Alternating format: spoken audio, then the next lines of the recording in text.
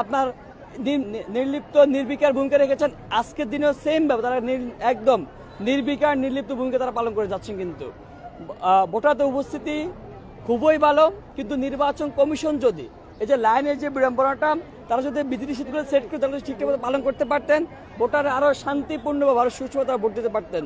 তো এই জায়গা থেকে আমরা মনে করছি ভোটার আসতেছেন, এটা অবশ্যই একটা আশা জায়গা নিয়ে দিক। এত বছর পর ডাকসু হচ্ছে, আমাদের মনে হচ্ছে ভোটাররা তাদের যোগ্য প্রার্থী তারা নিজেই নির্বাচন করবেন। তারা অবশ্যই বিবেচনা রাখবেন যারা বিগত দিন তাদের পাশে থেকেছে, শুধুমাত্র চটকদার কথাবার্তা নয়, শুধুমাত্র চটকদার অঙ্গীকার নয়, অঙ্গীকারের সাথে আগের কাজকর্মের সামঞ্জস্যতা আছে, সেই সমস্ত প্রার্থীকে তারা বিবেচনা রাখবেন তাদের ভাগ্য নির্ধারণ, তাদের প্রতিনিধি নির্ধারণের জন্য। এখন পর্যন্ত আমরা স্বতঃস্ফূর্ত অংশগ্রহণ পাচ্ছি, স্বতঃস্ফূর্ত সাড়া পাচ্ছি, আমরা জয়ের বিষয়ে আমরা আশাবাদী। আচরণবিধি লঙ্ঘনের কথা বলছিলেন, আমরা দেখেছি ছাত্র দলের বিপদে পড়তে আবিদ ভাই তিনি কিন্তু ভোট প্রবেশ করেছেন, কিন্তু এটা নিয়ে আমরা বারবার করে কনসার্ন জানাচ্ছি, কিন্তু নির্বাচন কমিশন কোনো বিষয়টা আমলে নেন না, এখন পর্যন্ত কোনো ব্যবস্থা নেন নাই। আমি কিছুক্ষণ আগে সিনেটে গিয়েছিলাম, সিনেটে গিয়ে দেখেছি ছাত্র দলের দুই পাশ থেকে মানুষ মানে কি টানা হেসা করতেছে ভোটারকে নিয়ে, একজন বলছে ভাই আমাকে, একজন বলছে ভাই আমাকে, মানে ছাত্র দুজনে প্রার্থী। তো এই যে বিষয়টা আমি সাথে সাথে আমাদের রাব্বানি স্যার উনাকে ফোন দিলাম, বললাম স্যার এই অবস্থা, উনি বললেন যে না আমি দেখছি সব শান্ত। আমি বললাম স্যার আমি নিজে দাঁড়াইছি এখানে, তারপর উনি কোনো কথা বলেন নাই। কিন্তু তো এই যে পরিস্থিতি, তারা দায় এড়ানোর যে পরিস্থিতি, এটা আসলে আশঙ্কাজনক।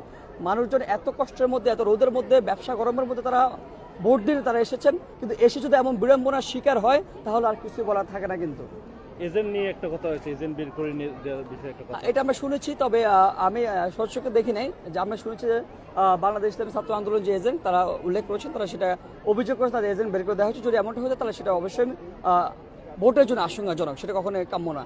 তাদের নির্বাচন কমিশন বলছিলেন নির্বিকার, সেক্ষেত্রে আসলে 4টা পর্যন্ত ভোট এবং ভোট গণনার পরে রেজাল্ট পর্যন্ত কি নির্বাচন কমিশনকে নিয়ে এখন পর্যন্ত কোনো আশঙ্কা আছে?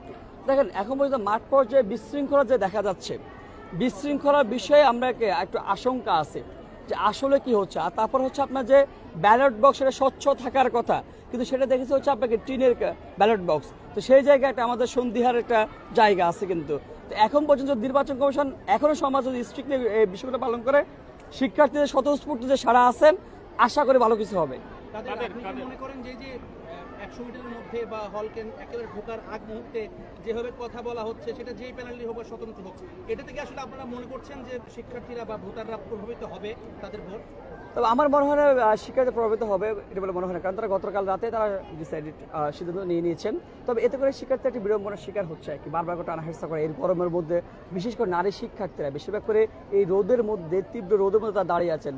লাইন কিন্তু দীর্ঘ হচ্ছে, কিন্তু একদম ত্রিশ জেলা রাস্তার মধ্যে দাঁড়িয়ে আছে, উপরে একদম কাঠপাটা রোদ, এটা কিন্তু বারবার করে টানা হেঁচড়া করতেছে, এটা আসলে বিড়ম্বনার শিকার। আমরা এমনটা চাই নাই। কিন্তু আপনি যেখানে কথা বলছেন তার ঠিক সামনে ওই যে দেখছি যে প্রচার চলছে, মানে এখানে পরিচিতি দেওয়া হচ্ছে, তাই এটা আচরণবিধি লঙ্ঘন কিনা? এগুলো এটা অবশ্যই আপনি দেখেন যে 100 মিটারের মধ্যে না আচরণ লঙ্ঘনের যে বিষয়টা, এটা কিন্তু প্রার্থীদের মধ্যে যেমন একটা মনোভাব থাকার কথা ছিল সেটাও নাই।